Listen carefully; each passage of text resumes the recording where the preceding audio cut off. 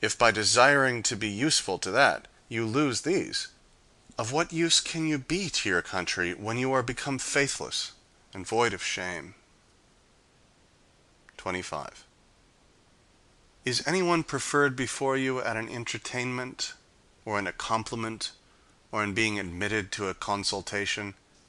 If these things are good, you ought to be glad that he has gotten them. And if they are evil, don't be grieved that you have not gotten them. And remember that you cannot, without using the same means which others do, to acquire things not in our control, expect to be thought worthy of an equal share of them. For how can he who does not frequent the door of any great man, does not attend him, does not praise him, have an equal share with him who does? You are unjust then, and insatiable, if you are unwilling to pay the price for which these things are sold, and would have them for nothing. For how much is lettuce sold? 50 cents, for instance. If another then, paying 50 cents, takes the lettuce, and you, not paying it, go without them, don't imagine that he has gained any advantage over you. For as he has the lettuce, so you have the 50 cents which you did not give. So, in the present case, you have not been invited to such a person's entertainment, because you have not paid him the price for which a supper is sold. It is sold for praise. It is sold for attendance. Give him then the value, if it is for your advantage. But if you would at the same time not pay the one and yet receive the other, you are insatiable and a blockhead.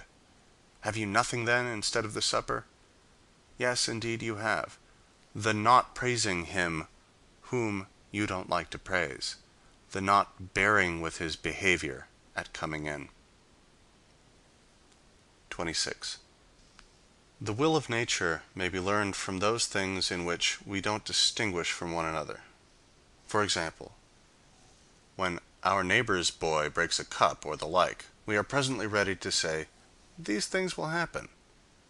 Be assured, then, that when your own cup likewise is broken, you ought to be affected just as when another's cup was broken.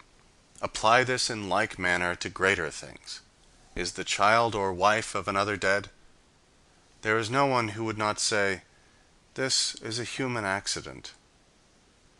But if anyone's own child happens to die, it is presently, alas, how wretched am I! But it should be remembered how we are affected in hearing the same thing concerning others. 27. As a mark is not set up for the sake of missing the aim, so neither does the nature of evil exist in the world. 28. If a person gave your body to any stranger he met on his way, you would certainly be angry. And do you feel no shame in handing over your own mind to be confused and mystified by anyone who happens to verbally attack you? 29. In every affair, consider what precedes and follows, and then undertake it. Otherwise, you will begin with spirit, but not having thought of the consequences, when some of them appear, you will shamefully desist. I would conquer at the Olympic Games. But consider what precedes and follows, and then, if it is to your advantage, engage in the affair. You must conform to rules, submit to a diet, refrain from dainties, exercise your body, whether you choose it or not, at a stated hour in heat and cold. You must drink no cold water, nor sometimes even wine. In a word, you must give yourself up to your master as to a physician. Then, in the combat, you may be thrown into a ditch, dislocate your arm, turn your ankle, swallow dust, be whipped, and, after all, lose the victory. When you have evaluated all this, if your inclination still holds, then go to war. Otherwise, take notice, you will behave like children who sometimes play like wrestlers, sometimes gladiators, sometimes blow a trumpet, and sometimes act a tragedy when they have seen and admired these shows. Thus, you too will be at one time a wrestler, at another a gladiator, now a philosopher, then an orator, but with your whole soul nothing at all. Like an ape, you mimic all you see, and one thing after another is sure to please you, but is out of favor as soon as it becomes familiar. For you have never entered upon anything considerately, nor, after having viewed the whole matter on all sides, or made any scrutiny into it, but rashly, and with a cold inclination. Thus some, when they have seen a philosopher and heard a man speaking like Euphrates, though indeed who can speak like him, have a mind to be philosophers too. Consider first, man, what the matter is, and what your own nature is able to bear. If you would be a wrestler, consider your shoulders, your back, your thighs, for different persons are made for different things. Do you think that you can act as you do and be a philosopher? That you can eat and drink and be angry and discontented as you are now? You must watch, you must labor, you must get the better of certain appetites, must quit your acquaintance, be despised by your servant, be laughed at by those you meet, come off worse than others in everything, in magistracies, in honors, in courts of judicature. When you have considered all these things round, approach if you please. If by parting with them you have a mind to purchase apathy, freedom, and tranquillity. If not, don't come here. Don't, like children, be one while a philosopher, then a publican, then an orator, then one of Caesar's officers. These things are not consistent. You must be one man, either good or bad. You must cultivate either your own ruling faculty or externals, and apply yourself either to things within or without you. That is, be either a philosopher or one of the vulgar. 30. Duties are universally measured by relations. Is anyone a father?